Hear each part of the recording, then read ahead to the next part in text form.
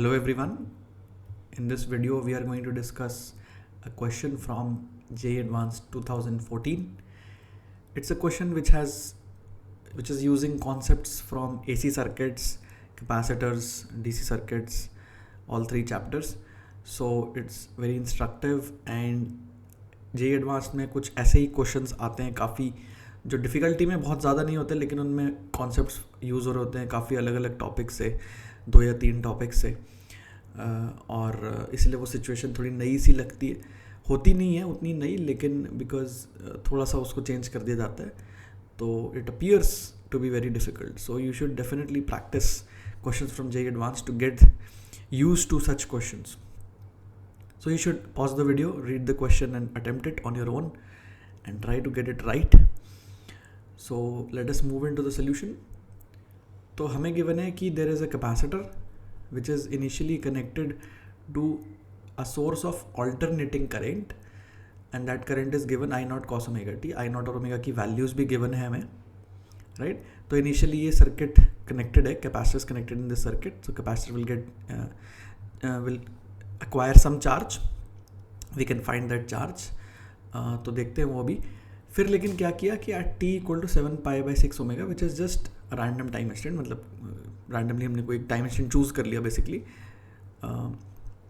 और उस time instant पे हमने की को B से D कनेक्ट कर दिया, B से हटा कर D कर दिया. तो ये ऑल्टरनेटिंग वाला जो करंट है ये फ्लो करना बंद हो जाएगा. And now we are in a DC circuit जहाँ पे एक DC बैटरी लगी हुई है 50 वोल्ट और फिर कैपेसिटर चार्ज होगा. तो जब हमने की को शिफ्ट किया तो कैपेसिटर पे हो सकता है कि कुछ चार्ज रहा हो. सो डिपेंडिंग ऑन दैट कि चार्ज पे इनिशियल चार्ज कितना था, कैपेसिटर पे इनिशियल चार्ज कितना था, तो फिर हम निकाल सकते हैं कि कितना बैटरी से आया होगा चार्ज एंड सो ऑन. तो वो सब चीज़ें पूछी हुई हैं कि दो A और B ऑप्शंस में पहले वाले हाफ के लिए पूछा हुआ है कि मतलब जब AC करंट फ्लो कर रहा था तब के लिए कुछ 2 क्वेश्चंस पूछे हुए हैं कि what is the maximum charge of the capacitor before t equal to 7π/6 omega and what is the current in the circuit just before t equal to 7π/6 omega. तो देखते हैं. So in the left half of the circuit current is flowing और इन्होंने question में ये direction given है. Question में ये डायरेक्शन हमें गिवन है कि जो I equal to I naught cos omega t given है उसके लिए ये direction of current is positive, right. मतलब हमें फिजिकल सिचुएशंस और मैथमेटिकल इक्वेशंस में साइन कन्वेंशन को मैच कराना पड़ता है, राइट. कि अगर मैथमेटिकल इक्वेशन पॉजिटिव आंसर दे रही है, मतलब mathematical function basically I naught cos omega t is a function for the current, अगर वो पॉजिटिव आंसर देगी तो उसका मतलब समझो कि क्लॉकवाइज करंट है इन द सर्किट. और अगर वो आंसर नेगेटिव देगी, वो फंक्शन नेगेटिव आंसर देगा तो उसका मतलब समझो कि एंटी क्लॉकवाइज करंट है. So this is a sign convention that has to be understood before working with functions which give values of currents और charge at general instant of time. कि cos omega t is a function for the current which gives current at a general instant of time, right. तो वो function negative और positive दोनों values ले सकता है. तो हमें पहले से सोचना है कि करंट मतलब किस डायरेक्शन वाला करंट को हम पॉजिटिव बोल रहे हैं. And similarly for the charge on the capacitor भी हमें डिसाइड करना पड़ेगा. तो मैंने यहाँ पोलैरिटी मार्क करी है कि मैं टॉप प्लेट पे अगर पॉजिटिव चार्ज आता है और बॉटम प्लेट पे नेगेटिव आता है तो मैं उस चार्ज को पॉजिटिव बोल रहा हूँ, राइट. और अगर ये सिचुएशन है कि इस चार्ज को मैं पॉजिटिव बोल रहा हूँ then this current which is flowing जो कि पॉजिटिव करंट है, मतलब जो मेरा करंट का फंक्शन है, that current is increasing the charge on the capacitor and therefore I is equal to dq/dt plus dq/dt. अगर ये पोलैरिटी मैंने उल्टी अज्यूम करी होती, मान लो ऊपर नेगेटिव और नीचे पॉजिटिव वाली सिचुएशन को मैं चार्ज पॉजिटिव बोलता तो इस करंट से तो कैपेसिटर डिस्चार्ज हो रहा होता, मतलब राइट. तो उस सिचुएशन में मैं करंट को माइनस dq/dt लेता, right. So depending on which direction for current is taken positive and which direction for charge is taken positive, this equation can have plus और minus sign in front of it. ये ध्यान से हमें लिखनी होती है equation with the correct sign. तो फिर हम बस इंटीग्रेट कर लेंगे कि d q by d d is equal to I naught cos omega t. We integrate, function is given for the current and we integrate from 0 to t. Initial charge is 0, तो left side पे q minus q naught आएगा, but q naught is 0, तो initially charge is 0 on the capacitor. So we get a simple answer for the charge as this. So this is the function for the charge on the capacitor. तो अगर q max पूछा है from t equal to 0 to t equal to 7π/6 omega, तो हम sine function में देख सकते हैं कि π/2 ओमेगा पे मैक्सिमम वैल्यू होगी और π/2 ओमेगा इस टाइम इंस्टेंट से छोटा है, तो π/2 ओमेगा इस इंटरवल में आ चुका होगा, तो तब q मैक्स हो जाएगा, राइट. तो q मैक्स यहाँ पे पॉजिटिव या नेगेटिव भी हो सकता है. मतलब अब ये जो π/2 ओमेगा जो टाइम इंस्टेंट है, इस इंस्टेंट पे sine will take the positive maximum value which is +1, but at sine equal to 3π/2 for example, this अंदर का अगर ये पार्ट 3π/2 होता या t इक्वल टू 3π/2 ओमेगा होता, then this function would have taken value -1 in that situation, right. So and उसको भी हम q मैक्स बोल सकते थे, क्योंकि क्वेश्चन में तो पूछा है कि q मैक्सिमम चार्ज बोला है, पोलैरिटी से फ़र्क नहीं पड़ता, right. Magnitude of charge maximum कब होगा, तो वो दोनों आंसर्स पॉसिबल है when this sine function takes +1 और -1 value, both are correct. But -1 वाली सिचुएशन आ ही नहीं रही है इस टाइम इंटरवल में, सो वी टेक द +1. एंड q मैक्स की वैल्यू पूछी है क्वेश्चन में, तो q मैक्स की value I naught by omega होगी, तो दिस इज द आंसर. फिर पूछा है कि टाइम इंस्टेंट इससे जस्ट बिफोर करंट कितना होगा, तो t इक्वल टू ये डाल देंगे करंट के फंक्शन में, तो ये आ जाएगा और आंसर नेगेटिव आ रहा है. तो क्वेश्चन में ये पूछा हुआ है कि current in the left part of the circuit just before this instant is clockwise. तो इसका मतलब क्योंकि आंसर नेगेटिव आया तो current is anti clockwise, because clockwise को हमने पॉजिटिव माना हुआ है. So this is the important part over here to understand कि देखो अगर करंट नेगेटिव आता है तो वो एंटी क्लॉकवाइज है इसका मतलब. So the sign of the function, the sign of the current function is telling us the direction of the current, right. So A and B are done. तो अब जब हम ए की को डी से कनेक्ट करेंगे तो left part of the circuit में करंट 0 हो जाएगा, वो इररिलेवेंट हो जाएगा, अब उस सर्किट में कुछ फ्लो नहीं कर रहा है. So now current will start flowing in this loop which has a battery and resistance. और अब हमें ये निकालना पड़ेगा कि आगे की एनालिसिस करने के लिए हमें ये पता होना चाहिए कि जिस इंस्टेंट पे हमने की को यहाँ पे लगाया, उस इंस्टेंट पे कैपेसिटर पे कितना चार्ज था. तो कैपेसिटर के फंक्शन में जो साइन ओमेगा टी वाला फंक्शन था, उसमें 7π/6 ओमेगा डाल देंगे, तो we get this, right. Sine of 7π/6 is -½ I naught omega की वैल्यू हम पुट कर देंगे, so we get this. So this is the charge and charge at this instant is coming out negative, right.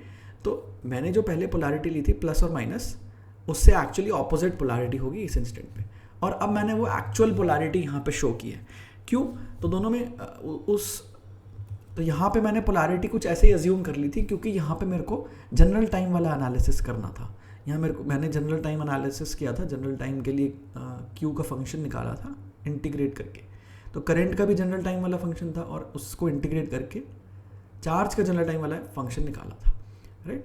तो मैंने polarity खुद से assume की थी, बट अब मेरे को जनरल टाइम एनालिसिस नहीं करना है, राइट. और जो क्वेश्चन में गिवन है ऑप्शंस, उसके हिसाब से मुझे जो निकालना है उसमें मेरे को जनरल टाइम एनालिसिस नहीं करना है. तो मैं क्या करूँगा कि जो एक्चुअल पोलैरिटी है इनिशियली वो शो कर दी मैंने कि ये नेगेटिव है, ये प्लस है, और उस चार्ज को मैं Q0 बोला है और Q0 को मैंने पॉजिटिव रख लिया है.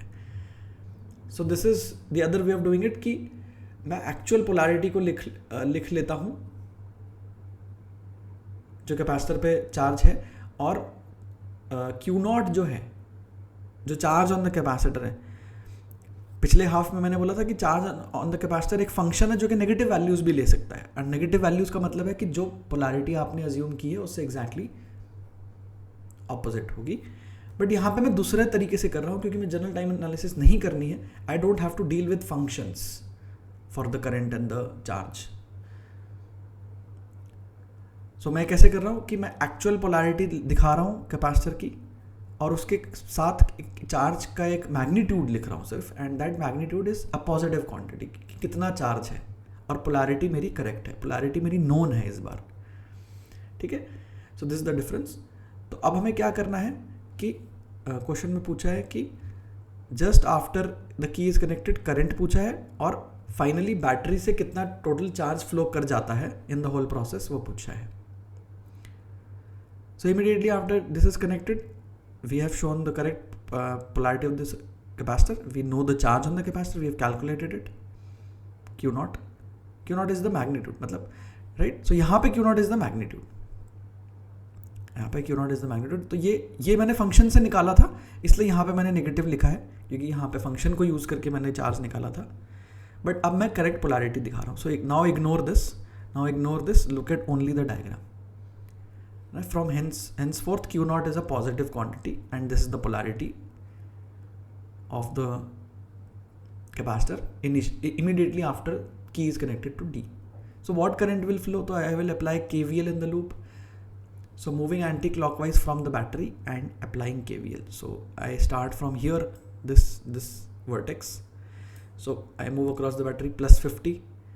I move across the capacitor again plus Q by C, Q naught by the capacitance, minus I'm crossing the resistance in the direction of the current. So I have assumed that there is a anti-clockwise current I naught immediately after connecting the key.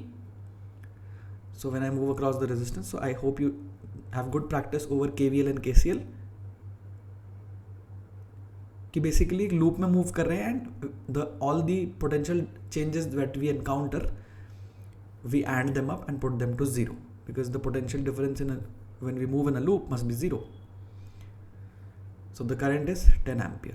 The current flowing is 10 ampere, right?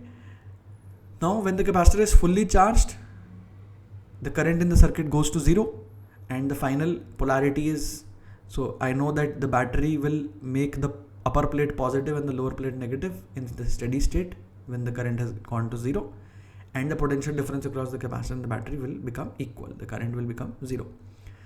So let's say the final charge on the capacitor is QF, so it will be just CV. So it will be CV because the potential difference across the capacitor becomes equal to 50 volts, equal to the potential, equal to the EMF of the battery.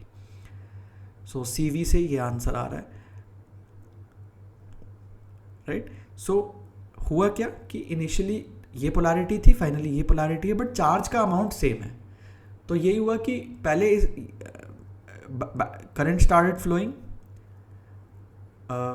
and the upper plate started becoming less negative and the lower plate started becoming less positive. तो मतलब ये charge का magnitude उस पर कम होने लगा. और फिर एक इंस्टेंट आया होगा when the capacitor is uncharged.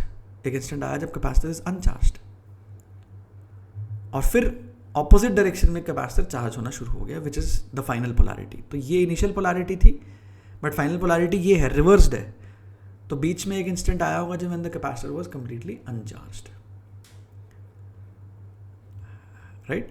और total charge that flowed from the battery is कि final charge QF minus the initial charge. बस इनिशियल चार्ज को अब नेगेटिव में डालेंगे क्योंकि पोलैरिटी उल्टी है, right.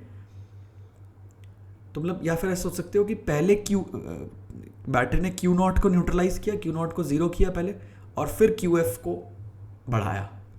So final charge will be QF plus Q not, QF plus Q not. So this is the total charge that flowed from the battery.